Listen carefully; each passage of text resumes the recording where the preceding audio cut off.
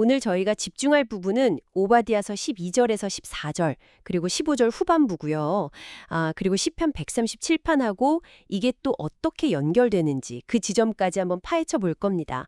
그래서 이번 탐구, 저희의 목표는 아주 명확해요. 이 오래된 글들을 통해서 말이죠. 고대 에돔이 구체적으로 뭘 잘못했다고 비난받는지, 그리고 그 유명한 거 있잖아요. 네가 행한 대로 돌려받는다는 신적인 보복 원리. 렉스 탈리오니스라고 하죠. 그게 어떻게 나타나는지 이해해 보는 겁니다. 단순히 글자만 보는 게 아니라 그 역사적인 맥락, 특히 유다와 에돔의 그 복잡했던 관계. 아시겠지만 그냥 이웃이 아니라 전승에 따르면 형제 민족이잖아요. 그런 점까지 고려하면서 또 문학적인 장치들은 뭐가 있는지 이걸 여러분과 같이 좀 자세히 보려고 해요. 그래서 오늘 던져볼 핵심 질문은 이겁니다. 유다가 그렇게 무너져 내리던 날 그들의 형제라고 할 수 있는 에돔은 대체 어떻게 행동했을까요? 그리고 오바댜서는 그 행동에 대해서 어떤 좀 서늘한 심판을 이야기하고 있을까요? 자, 이제 그 속으로 같이 한번 들어가 보시죠. 오바댜서 12절부터 14절 쭉 보면요. 이게 마치 법정에서 막 따지듯이 아니면 엄청 준엄하게 꾸짖듯이 너는 뭐 하지 말았어야 했다 이 표현이 제가 세어보니까 무려 8번이나 반복돼요.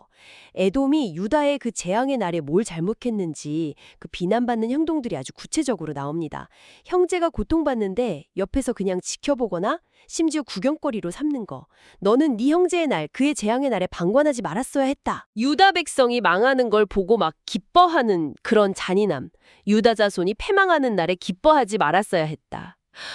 또 고통받는 사람들 앞에서 교만하게 막 큰 소리치는 모습까지. 그들이 고난당하는 날에 네가 입을 크게 벌리지 말았어야 했다. 와, 정말 너무 생생해서 좀 섬뜩하기까지 해요. 여기서 그치지 않아요. 재앙을 당한 백성의 성문 안으로 뭐랄까 승전한 장군처럼 들어가는 행위. 내 백성이 환난을 당하는 날에 네가 그 성문에 들어가지 말았어야 했다. 그리고 그들의 불행을 보면서 심지어 재산에 손을 대는 그런 탐욕. 그가 환난을 당하는 날에 네가 그의 고난을 방관하지 말았어야 하며 그의 재물에 손은 대지 말았어야 했다. 그리고 어쩌면 가장 비정해 보이는 거예요. 도망치는 사람들을 길목에서 딱 막아서 죽이거나 적에게 넘겨주는 행위까지. 내 거리에 서서 그 도망하는 자를 막지 말았어야 했으며 그의 남은 자를 넘기지 말았어야 했다. 정말 하나하나 조목조목 에돔의 죄를 다 열거하고 있어요. 네, 맞습니다. 여기서 잠시 문법적인 걸 좀 짚고 넘어가면 좋을 것 같은데요. 이 너는 하지 말았어야 했다 이렇게 번역된 부분이 히브리어 원문에서는 알이라는 부정어랑 미완료 시제가 같이 쓰인 형태예요. 뭐랄까 미완료 부정문이라고 하죠. 그래서 이걸 문자 그대로만 보면요. 너는 하지 않을 것이다. 이런 미래의 금지나 단순 명령, 뭐 그렇게 해석할 여지도 있긴 합니다. 하지만 대부분의 현대 주석가들은요. 오바댜서 전체의 그 문맥, 특히 바로 앞 11절에서 에돔이 유다 약탈 때 방관했거나 뭐 같이 한 듯한 그런 과거 행적을 이미 언급하거든요. 그리고 레위기나 민수기, 욥기 같은 다른 성경 본문들에서도 비슷한 용법이 과거에 대한 후회나 책망의 의미로 쓰인 예들이 있어요. 그렇기 때문에 이 구절들은 그냥 앞으로 그러지 마라 이런 경고라기보다는 너는 과거 그때 그런 행동을 하면 안 됐었다. 이런 아주 강한 도덕적 비난, 책망의 의미를 담고 있다고 보는 게 훨씬 타당합니다. 네, 그러니까 에돔이 마땅히 지켰어야 할 어떤 형제로서의 도리 아니면 최소한의 인간적인 연민 같은 걸 저버렸다. 이런 도덕적 실패를 강조하는 굉장히 강력한 수사법인 셈이죠. 11절에서 슬쩍 암시됐던 에돔의 그 반관이나 뭐 암묵적인 동조 같은 게 12절에서 14절로 가면서 시적인 리듬 속에서 훨씬 구체화되고 심화돼서 고발되는 그런 구조예요. 어쩌면 단순 방관을 넘어서서 기회를 틈탄 악행의 가능성까지도 내비친다고 볼 수 있죠. 그 고대 근동의 부족 간 갈등이나 경쟁 이런 걸 생각해보면 유다의 몰락이 에돔에게는 어떻게 보면 뭐랄까 오랜 경쟁자를 누르거나 이득 볼 찬스로 보였을 수도 있고요. 그 설명을 들으니까 하지 말았어야 했다는 번역이 진짜 무게감 있게 다가오네요. 단순 금지가 아니라 이미 저지른 잘못에 대한 통렬한 지적이라는 거, 그리고 그 밑에 깔린 그 형제 민족 간의 배신감까지 느껴지는 것 같고요. 자, 그럼 이렇게 구체적으로 열거된 죄들에 대한 심판은 어떻게 선언될까요? 여기서 이제 이 이야기의 핵심 원리로 넘어가게 됩니다. 바로 15절 후반부죠. 네, 정확합니다. 이 구절은 렉스 탈리오니스, 라틴어죠. 동해보복법의 원칙을 아주 명확하게 보여줍니다. 우리가 흔히 눈에는 눈, 이에는 이라는 표현으로 잘 알고 있는 바로 그거죠. 이게 고대 근동 사회 전반에 걸쳐서 발견되는 법과 정의의 기본 원리 중 하나였어요. 단순히 복수 이런 개념을 넘어서 자기가 한 행동에 딱 상응하는 결과를 받는 것. 그게 바로 질서고 정의다. 이런 믿음을 반영하는 거거든요. 영미권 주석에서는 이런 종류의 정의 실현 방식을 종종 포에틱 저스티스라고 부르기도 해요. 뭐랄까, 죄지은 방식 그대로 벌을 받는 게 마치 잘 짜인 이야기의 결말처럼 느껴지기 때문이겠죠. 여기서 중요한 건 렉스 탈리오니스가 단순히 그냥 인간 사회의 법정에서 적용되는 처벌 원칙만 의미하는 게 아니라는 점이에요.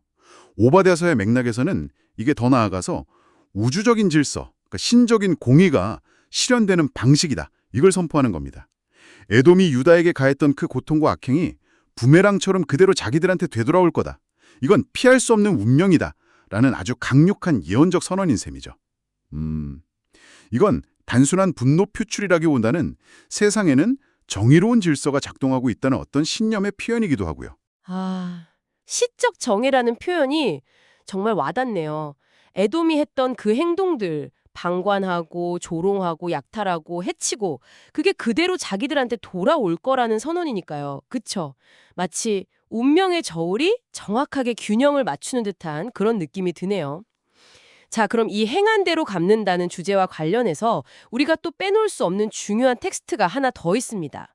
바로 시편 137편인데요. 여기에도 에돔에 대한 아주 생생한 기억과 감정이 담겨 있죠. 그렇습니다. 시편 137편은 바빌론 유수라는 정말 그 극심한 고통 속에서 쓰인 노래잖아요. 그래서 오바댜서가 다루는 그 역사적인 상황, 그리고 거기서 나온 감정들을 아주 깊이 공유하고 있어요. 특히 7절을 보면 아주 직접적으로 에돔을 언급합니다. 그러니까 예루살렘 성전이랑 도시가 완전히 파괴되는 걸 보면서 에돔이 조롱하면서 외쳤던 그 적대적인 모습을 고발하고 있는 거죠. 오바댜서가 에돔의 행동을 묘사했다면 시편 137편은 그들의 악의적인 말을 아주 생생하게 증언하는 셈입니다.